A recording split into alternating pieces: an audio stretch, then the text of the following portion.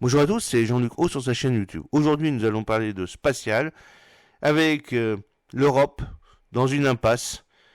Est-ce que elle doit continuer la coopération qui a fait le succès d'Ariane ou doit-elle partir vers de la compétition avec le New Space? En novembre 2023, à Séville, la réunion de la dernière chance prenait place pour le secteur spatial européen. En pleine crise des lanceurs, l'Union européenne se demandait quel modèle choisir pour le futur de cette industrie si stratégique.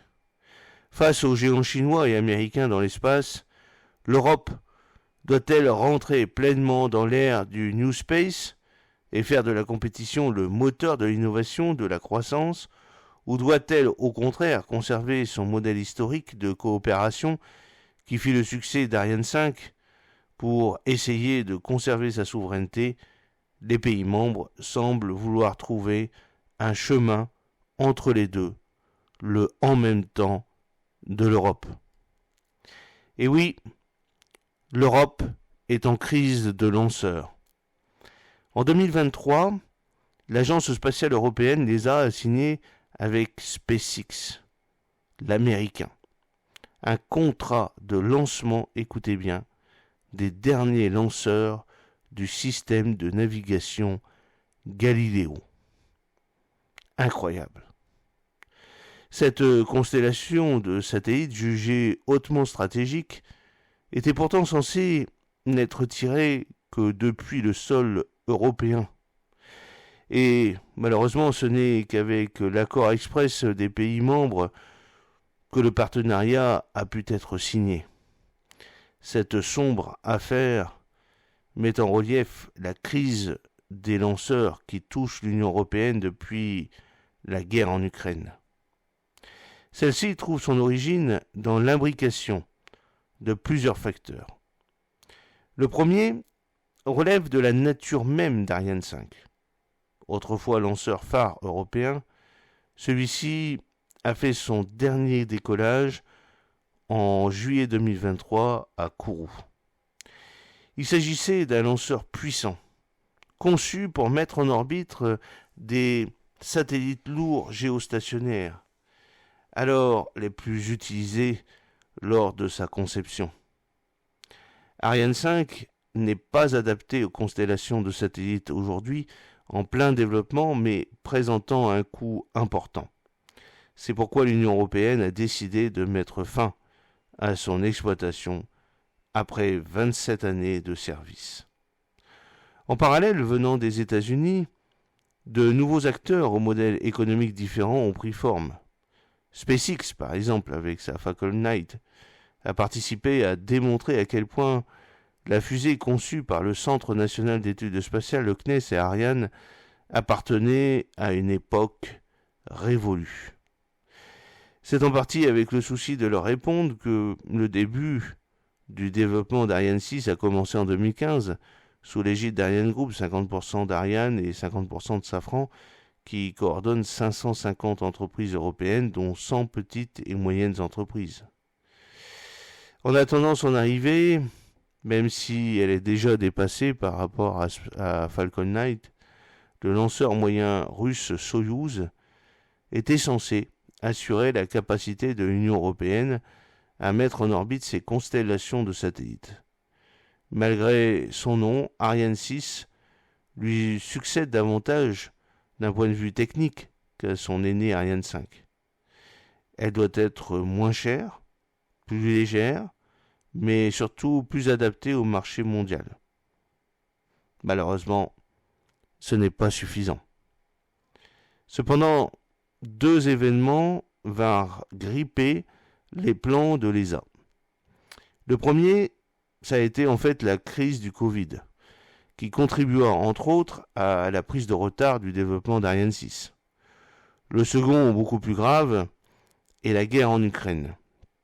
Celle-ci met non seulement fin à la possibilité pour l'Union européenne d'exploiter Soyouz, mais prive aussi ses industriels de composants russes et surtout ukrainiens, clouant au passage le lanceur léger italien Vega C au sol. N'oubliez pas que le troisième étage était ukrainien. C'est pour l'ensemble de ces raisons que l'ESA s'est tournée vers l'entreprise d'Elon Musk pour finir la mise en orbite de Galileo, le GPS européen ultra performant. Face à cette grave crise, le sommet pour l'espace de Séville de 2023 était organisé fin octobre 2023 afin de trouver une voie de sortie pour l'industrie spatiale européenne et assurer la capacité de l'Union européenne à maintenir son importance dans un secteur toujours plus stratégique. Alors, ce qui a été acté à Séville, c'est en réalité un New Space avec des compromis. Le sommet fut d'abord l'occasion de faire un constat. Le modèle conquérant de l'Europe spatiale, à coût de subventions, 150 millions d'euros de l'Union européenne pour Ariane 5, ne semble plus adapté à notre époque. L'Allemagne, notamment, défend une libéralisation du secteur et appelle de ses vœux une plus grande importance des acteurs privés. La France, principal pays derrière la conception d'Ariane 6, souhaite cependant que cette ouverture ne se fasse pas au détriment du projet actuel. Plusieurs accords sont signés pour faire face à l'urgence. 340 millions d'euros d'aide, dont 55% financés par la France, sont prévus à partir de 2026 pour Ariane 6. Pourquoi développer une fusée qui est déjà dépassée?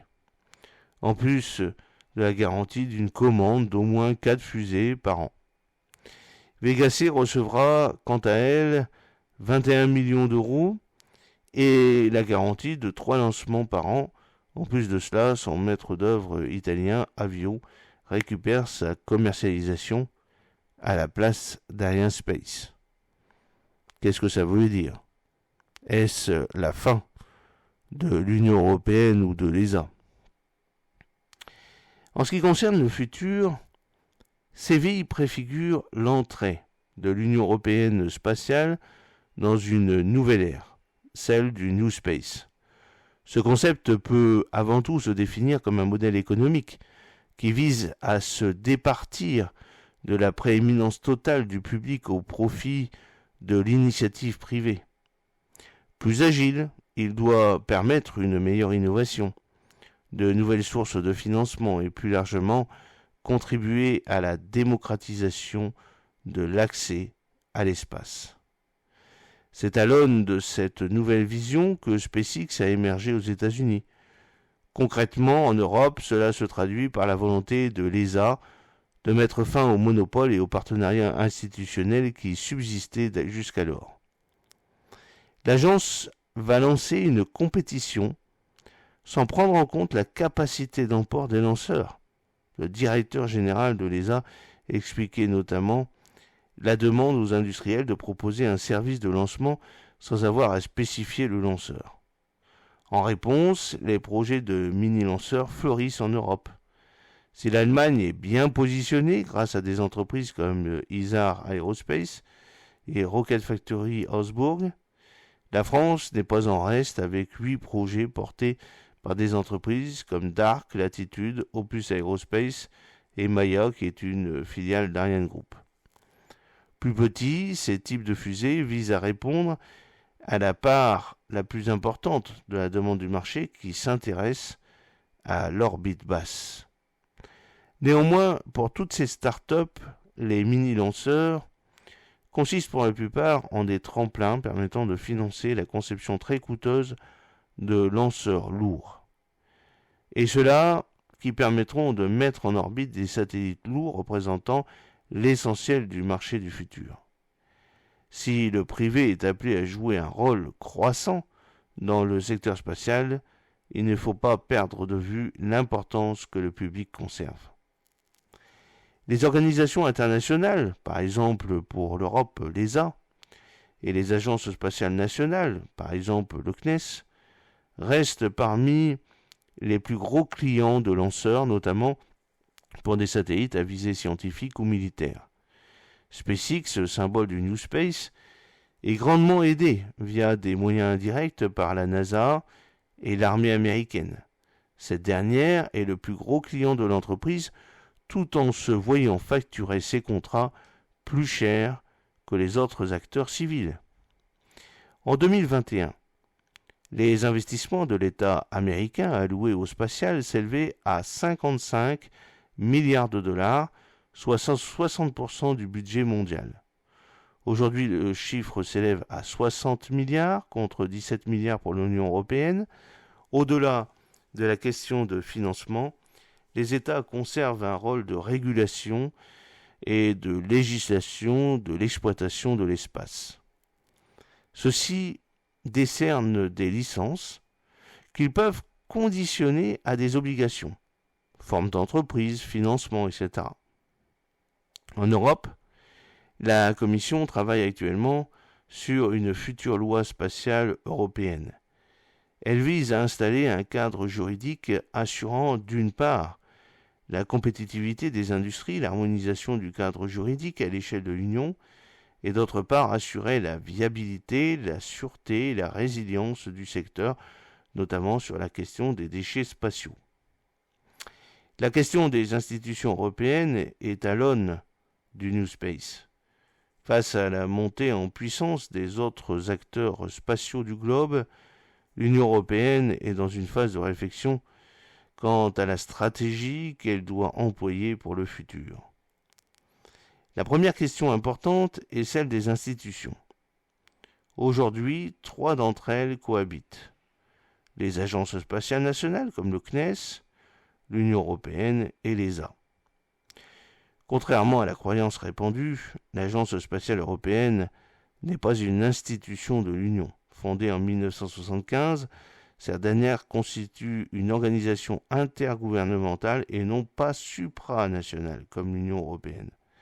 Elle a pour vocation, à sa création, de porter les ambitions spatiales des pays européens entre les deux géants de la guerre froide. Aujourd'hui, elle revendique sa volonté de servir la science et le progrès dans une optique purement pacifiste. Pour atteindre cet objectif, elle a recours à des mécanismes tels que le retour géographique, qui promet à chaque État investissant dans un programme un retour économique et industriel équivalent à son engagement.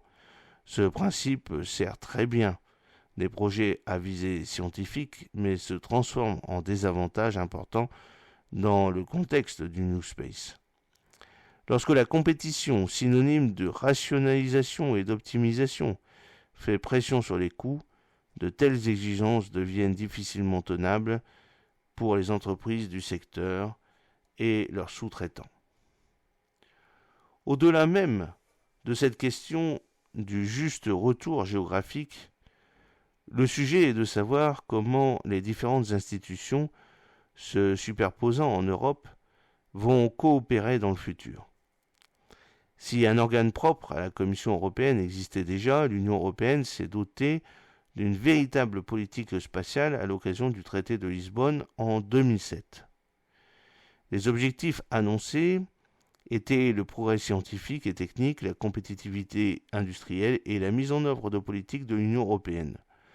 Depuis, un nouveau règlement adopté en 2021, couvrant la période jusqu'en 2027, ajoute l'autonomie stratégique et le renforcement de la sécurité et la viabilité des missions spatiales aux objectifs déjà définis, notamment par l'élimination des déchets.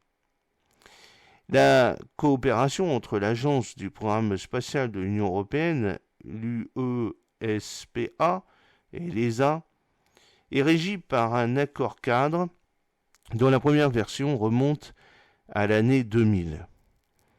Révisé depuis, il engage aujourd'hui l'Union européenne à investir 9 milliards d'euros par an pour la période 2021-2027.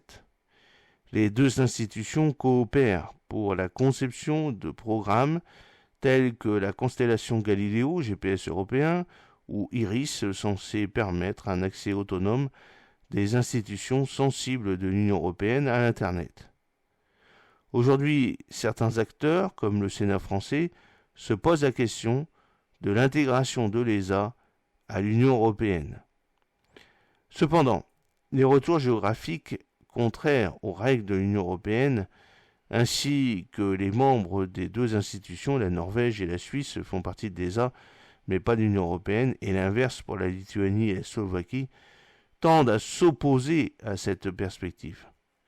Il s'agit donc davantage de se diriger vers une meilleure complémentarité entre les deux institutions. Le Sénat français toujours évoque la nécessité pour l'Union européenne de conférer une légitimité juridique à l'ESA, légitimité qui passerait par la possible reconnaissance de cette dernière en tant qu'agence spatiale. Une telle transformation requiert cependant de parvenir à faire cohabiter deux visions différentes de l'espace. L'Union européenne, comme annoncé dans sa stratégie spatiale pour la défense et la sécurité le 10 mars 2023, ne rejette pas une utilisation militaire du milieu. Avec une loi en cours de préparation pour 2024, l'Union européenne annonce sa volonté de devenir crédible dans un nouveau domaine d'opération.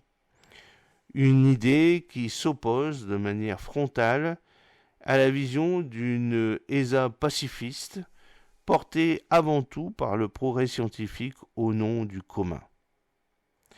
Alors quelles sont les échéances pour le futur de l'Europe spatiale? Les évolutions du secteur spatial européen sont paradoxales. Menacé par les crises de ces dernières années, confronté à des compétiteurs étrangers de plus en plus agressifs, il se tourne peu à peu vers un nouveau modèle, le New Space.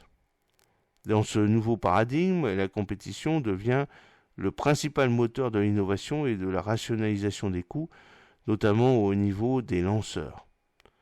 Pourtant, à l'échelle du continent, les mêmes dynamiques touchant les industriels poussent les multiples institutions européennes vers une plus grande coopération au prix d'importants compromis en termes de compétences comme de vision sur le futur de l'espace notamment.